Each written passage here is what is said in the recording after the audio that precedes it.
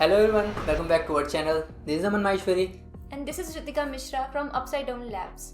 We are excited to bring you the 7th updates of Chords application. For those who are new here, Chords is an open source web application designed for real-time signal visualization, particularly tailored for biopotential signals like EEG, EMG, ECG and EOG. So without further ado, let's get started.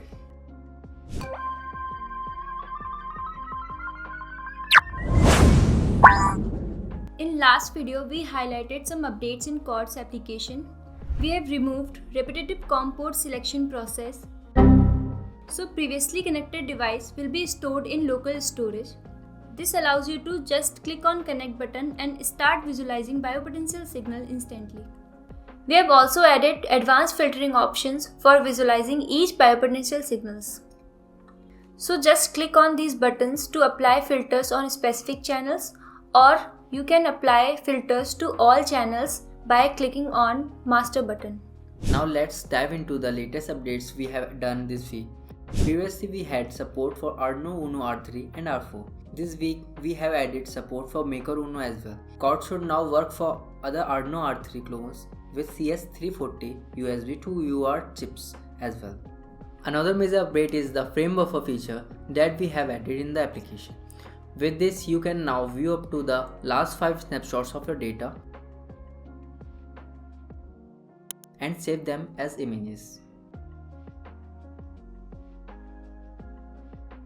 Here's how it works. Every frame data is automatically saved as a snapshot. When you hit the pause button, the data from the previous frame is displayed on the screen, giving you the access of up to last 5 frames of data.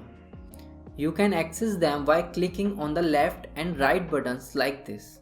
If you increase the channel count, all of the old snapshots will be deleted and new snapshots will begin to save according to the new channel count. Now again, if you pause the data, you can see the data of all the channels from previous frames. Just click on the left and right buttons to access them. Plus you can also zoom in and zoom out on any snapshot for a closer look of your data. We have added this feature to make Chords useful for students and researchers in their research work and academic. That's the wrap up for this week's updates.